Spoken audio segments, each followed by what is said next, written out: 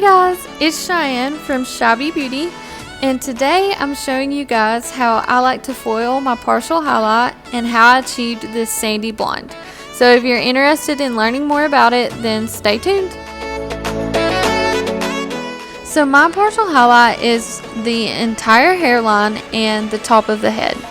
So I always like to start with the hairline, and I do two back-to-back, very thin, very fine slices.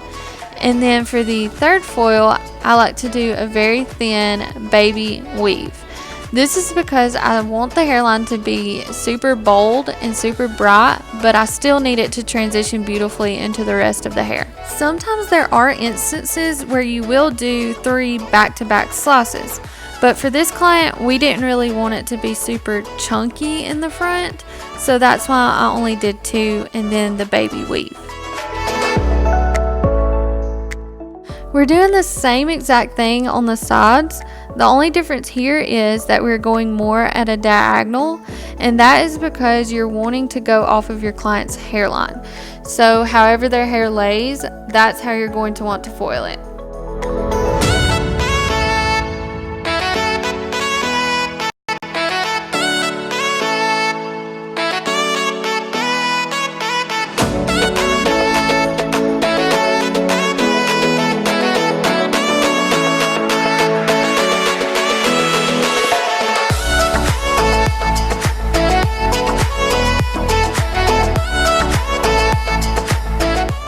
A lot of stylists I talk to have an issue with lifting, and I feel like that is because they're not taking thin sections and they're not saturating well. Another issue is the way that you're mixing your lightener. If you're mixing it too thin, you're diluting it and you're not going to get the best lift. And then if you're mixing it too thick, it's drying out way too fast. So you really have to find that happy medium when mixing your lightener.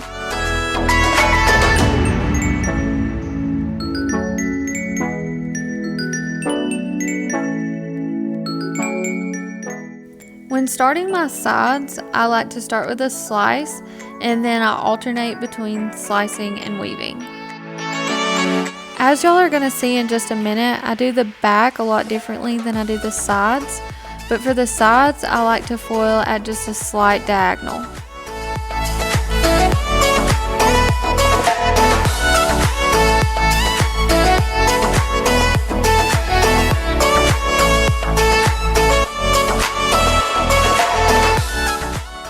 As you guys can see here, I am taking a slice and I'm not leaving any hair in between. I like to do that randomly just to create some bright pops of blonde.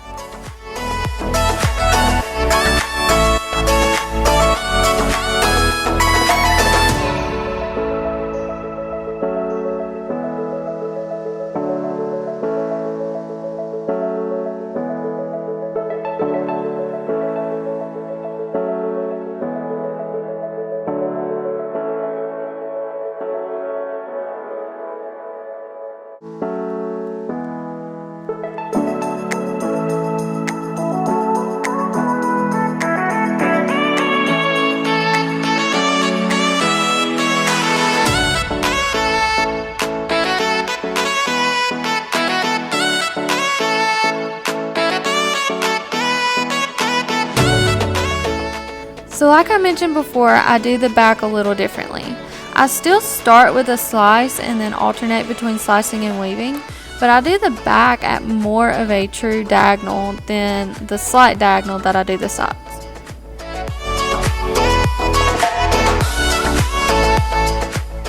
I've found by foiling in a diagonal like this, it cuts down on a lot of foil lines, and it also allows the grow out to be more natural and lived in than it was when I was foiling straight up and down. A lot of my clients are busy moms and professionals, and they don't really have time to come into the salon every 4 weeks. So now that I foiled this way, they're able to stretch their color out a little bit longer, which my clients really appreciate.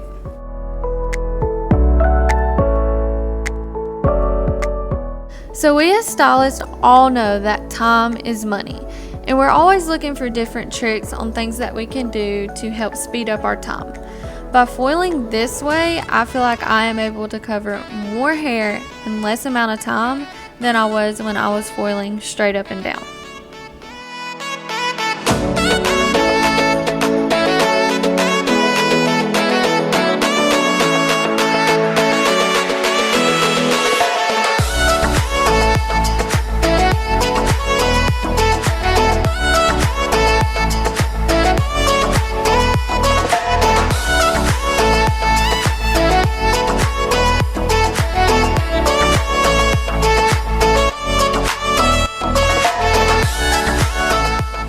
So I wanted to point this out again for you guys.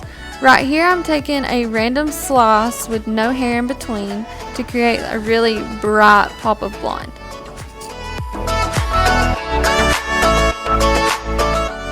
So as you guys have probably noticed by now, I don't necessarily have a pattern. I do alternate between slicing and weaving, but when the hair grows out of your head, it grows completely random.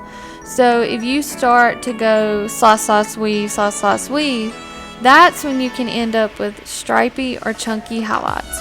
And in order to create a more lived in color, you just want to highlight completely random.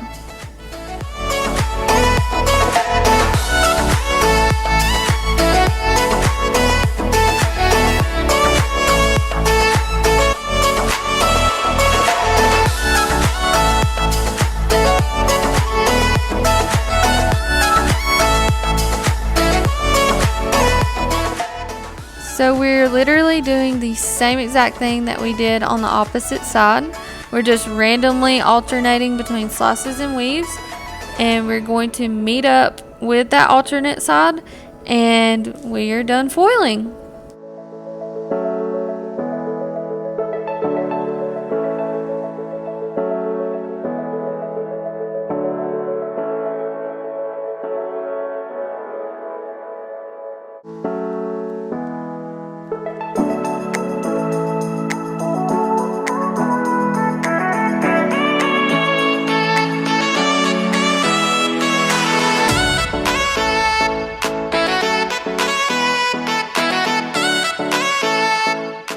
So now we're done foiling, and you can kind of see more of my pattern here, how the front is done and then the sides are at a slight diagonal and the back is more at a true diagonal.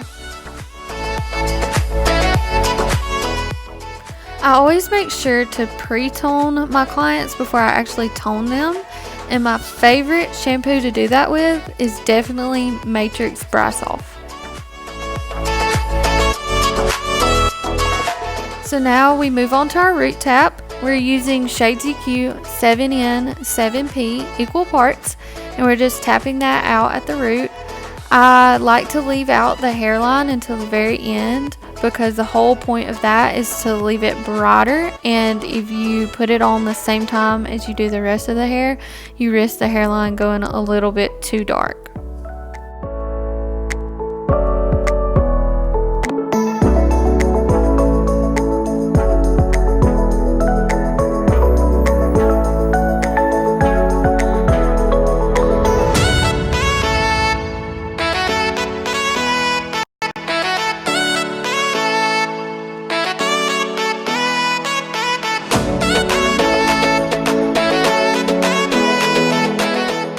So with shades being so transparent, you do need to make sure you go down a little bit further with your root tap than what you want it to be. So I always go down about an inch, and then in the back I do tend to go down a little bit further, especially once we get to the parts that we didn't highlight, just to blend any kind of lines that she might have. And then at the very end, we're going to brush it all through with our wow comb and hit the very front hairline.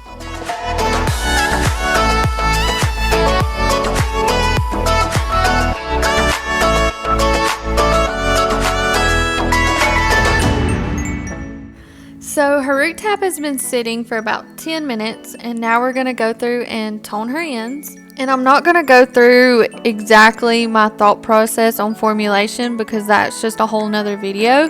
But I will say that you want to make sure that you have enough warm tones to complement your cool tones, especially when doing a sandy blonde.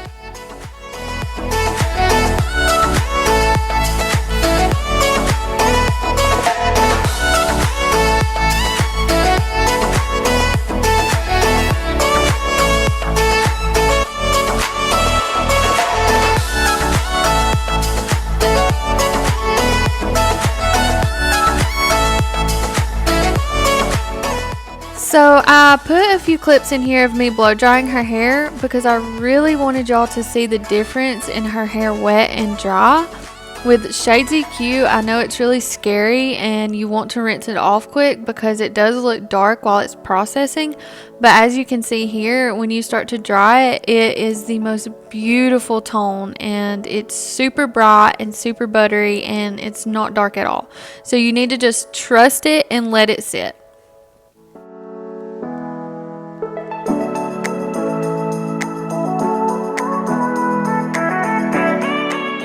So this definitely goes down as one of my favorite blondes I've ever done. It looks totally different in different lightings, but beautiful. It blends very well. It's super soft, super buttery, and I'm so pleased with it. I hope you guys were really able to learn something from this video, and I really hope you enjoyed it. Please don't forget to like, subscribe, and comment down below. Thank you guys so much for watching. I really appreciate it and I hope to hear from you soon. Bye y'all.